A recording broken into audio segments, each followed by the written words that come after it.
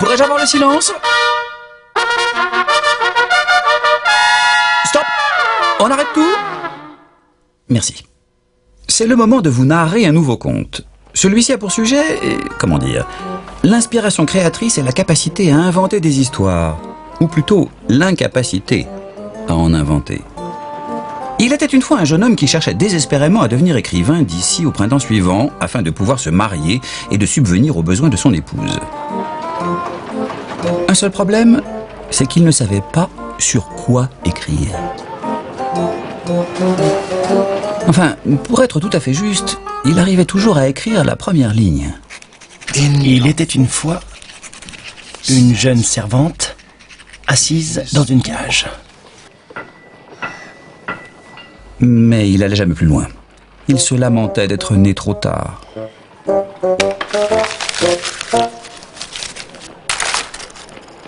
Ça a déjà été écrit. Il lui semblait que tout avait déjà été écrit avant qu'il ne voie le jour.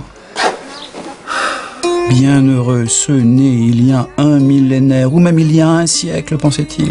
Comme il devait être aisé d'écrire à une époque où rien n'avait été encore écrit. Aujourd'hui, tout a été 1000 fois rabâché. Comment diable un jeune écrivain comme moi pourrait-il insuffler une nouvelle vie aux mots? Il se creusa tant et tant la tête pour trouver un mot ou deux à coucher sur le papier, qu'il finit par se sentir patraque. La seule chose qu'il réussit à coucher, c'était lui-même.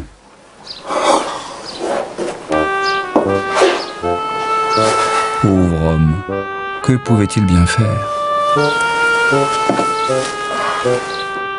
Les mots étaient coincés dans sa gorge et refusaient de sortir. Les lettres de l'alphabet flottaient devant ses yeux avant de se noyer et de se perdre pour toujours dans ses oreilles. Pas même un médecin ne pouvait le secourir. En revanche, peut-être que la vieille femme le pouvait. Elle vivait dans une petite chaumière. On racontait qu'elle était autrement plus sage qu'un médecin et qu'elle était capable d'accomplir bien des choses étranges. Je vais la voir de ce pas. Il attrapa son chapeau et hop, le voilà parti.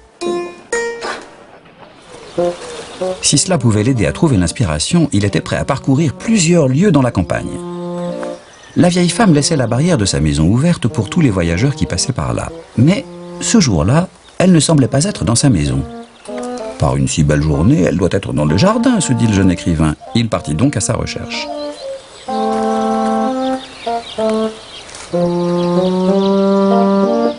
Voilà une charmante petite maison rouge avec son toit de chaume, même si elle est un brin ennuyeuse. C'est vrai qu'il n'y avait pas la moindre fleur au bord des fenêtres. Ce n'était pas ainsi qu'il se l'était imaginé. Il tomba sur un petit lopin de pommes de terre et vit que la vieille femme avait aussi des ruches. « Ah, c'est bien pratique, pensa-t-il. » Mais toujours pas la moindre trace de la propriétaire.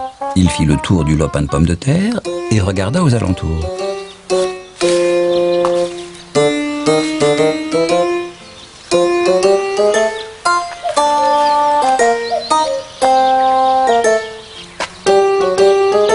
Oh, c'est aussi ennuyeux et dénué de poésie que mon esprit, se dit-il.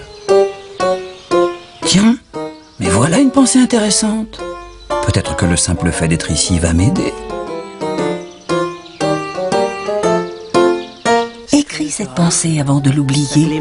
Une pensée, c'est toujours un bon début.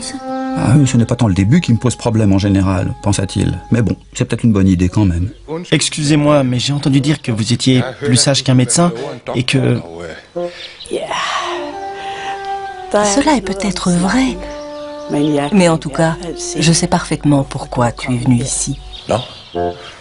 Vraiment? Oui. Tu ne sais pas sur quoi écrire?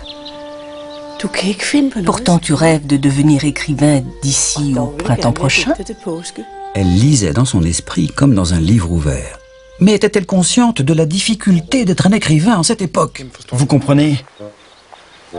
Tout a déjà été écrit. Les choses ne sont plus comme autrefois. Comme autrefois? Autrefois, les vieilles femmes sages comme moi étaient considérées comme des sorcières et étaient brûlées. Et les écrivains n'avaient pas le sou, mouraient de faim et étaient vêtus de guenilles. Les choses vont mieux aujourd'hui. Elles n'ont jamais été aussi bien. C'est seulement que tu ne peux pas le voir, c'est tout. Entends-tu ce que je te dis? J'ai comme l'impression que tu ne lis pas assez le Notre Père.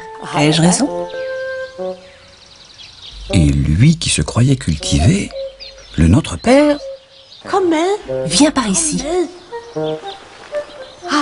Il y a tant de choses sur lesquelles écrire. La terre, les plantes, l'eau qui coule. Mais d'abord, il te faut attraper un rayon de soleil. Attraper un rayon de soleil? pour sûr c'était une bonne idée, mais comment donc? Prends mes lunettes et mon cornet acoustique. Prie le Seigneur et arrête de penser tout le temps à ta petite personne. Ah là c'est sûr, elle lui demandait quelque chose de très difficile. Elle lui remit ses lunettes, son cornet acoustique et une grosse pomme de terre. Et soudain, l'apprenti écrivain entendit la merveilleuse mélodie de la pomme de terre qui chantait l'épopée de sa famille. Devant ses yeux fermés défila un flot de mots et d'images comme jamais il n'en avait vu jusque-là. Les difficultés rencontrées par les pommes de terre à leur arrivée en Europe, les réactions des hommes qui ne leur avaient guère témoigné de sympathie. D'ailleurs, ils ne savaient même pas comment les planter. Ils s'étaient contentés de creuser un gros trou dans la terre et d'y déverser tout un sac de pommes de terre.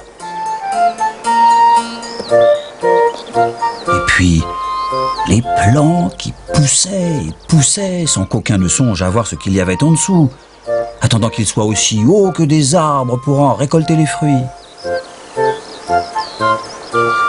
Nul ne semble être conscient de la bénédiction qui poussait dans le sol.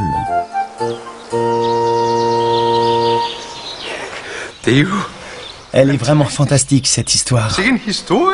N'est-ce pas? Viens, je vais te montrer autre chose. La vieille femme mena le jeune écrivain dans le jardin pour lui montrer combien le monde était passionnant, si tant est qu'on veuille bien ouvrir les yeux et les oreilles et qu'on ne s'arrête jamais de s'émerveiller. Qu'allait-elle lui faire voir à présent?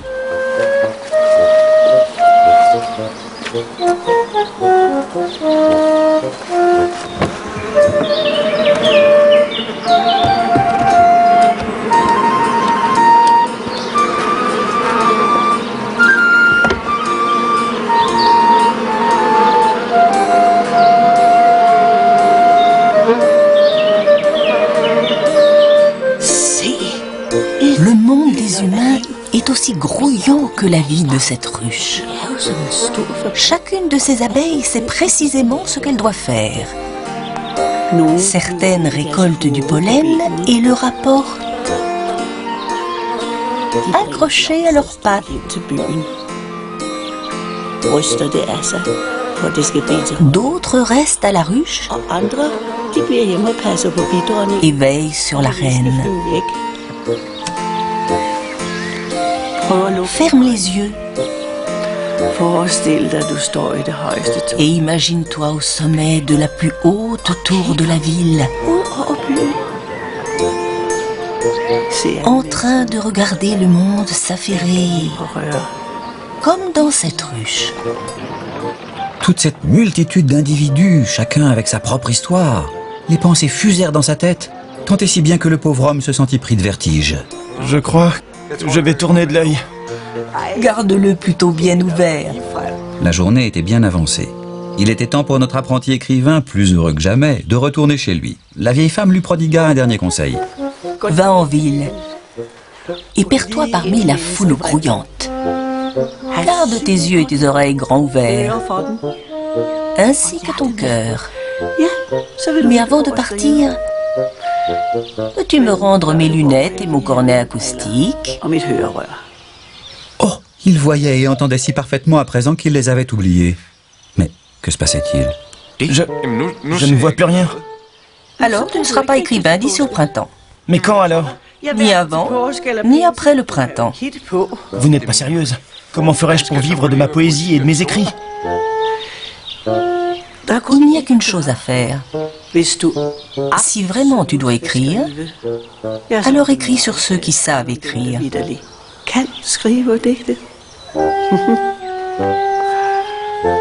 Bonne chance. On ne sait jamais. Écrire sur d'autres écrivains? Ça, c'était une idée. Il n'y aurait jamais pensé. Au moins, ça faisait un bon début. Il ne tenait pas encore la fin, mais encore une fois, les fins n'avaient jamais été son point fort, alors. Quant à moi, je sais comment l'histoire de l'apprenti écrivain s'est terminée, car la vieille femme me l'a racontée. À moins qu'elle n'ait tout inventé. C'est vrai qu'elle a toujours eu beaucoup d'imagination.